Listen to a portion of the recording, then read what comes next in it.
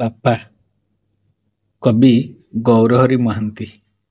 ବାପା, ଆଜି ବେଶୀ ମନେ ପଡ଼ ବ୍ୟସ୍ତତାରେ, ବିଷାଦରେ, ବିଫଳରେ।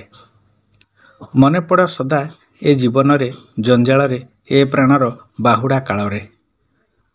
ତୁମ ବିରକ୍ତିର ମୂଲ୍ୟକୁ ଝରୁଛି, ଝୁରି ଝୁରି ଜଳୁଛି। ତୁମ ଛାଟ ଦେଖାଇଥିଲା ବାଟ, ଶିଖାଇ ବି ଥିଲା କେଉଁଠୁ ପଡ଼ିଛି କେଉଁ ପଟେ ଘାଟ। ତୁମ ଅଶାନ୍ତିର କାରଣ ଆଜି ଅକାରଣ। ମଗଜଟା ଆପଣାଇ ନଥିଲା ନିରାକରଣ, ଦେଇଥିବା ଅନେକ ଉଦାହରଣ। ମାଟିକୁ, ଆକାଶକୁ, କାଠକୁ, ଛାଟକୁ ଦେଖେଇ ଦେଖେଇ କହିଥିଲ ଅନେକ କଥା।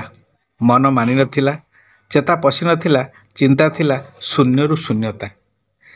କେତେ ଜନ୍ମ ତପସ୍ୟା ପୁଣ୍ୟରେ ପାଇଥିଲି ପିତୃରୂପେ ଥରେ। ବୁଝି ନଥିଲି ସେ କାଳେ, ଯାହା କହିଥିଲ ସବୁ ସତ୍ୟ ଅକ୍ଷର ଅକ୍ଷରେ। ଆଜି ଅଦୃଶ୍ୟରୁ ବଢ଼େଇ ଦିଅ ନେତ, ଗାଇଦେବି ଅବଶିଷ୍ଟ ଗୀତ, ଶୋଇଯିବ ତୁମର ସମ୍ଭୂତ। ପ୍ରତି ଜୀବନରେ ସୁଯୋଗ ବି ଆସେ ଦୁଇଥର, ନାତି ହୋଇ ଆସ ଏଇଥର। ଦେଖିନେବ ତୁମ ଅଧାଗଢ଼ା କାର୍ଯ୍ୟକାଳ ପୋଡ଼ା ଖବରାର। ଜଞ୍ଜାଳଟା ସରିନାହିଁ, ପୁଅ ପଢ଼ା, ଝିଅ ବାହାଘର, ଘରତୋଳା, ବନ୍ଧୁର ଶଙ୍ଖୁଳା। ତୁମେ ଥିଲ ବ୍ୟତିକ୍ରମ ବାପା, ସଂସାର ତମାମ ମୁକୁଳା। ଶିଶୁକାଳେ କରିଥିଲ ଗେଲ, ସହିଥିଲ ଶୈଶବର ନୈଶର ତାଡ଼ନା। ଆସିବାକୁ କରନାହିଁ ଡର, ହେବ ନାହିଁ ସେଇ ବିଡ଼ମ୍ବନା। ତୁମ ଯାତ୍ରା ଥିଲା ମହାଯାତ୍ରା, ମହାପ୍ରୟାଣରେ ନିର୍ବାଣ।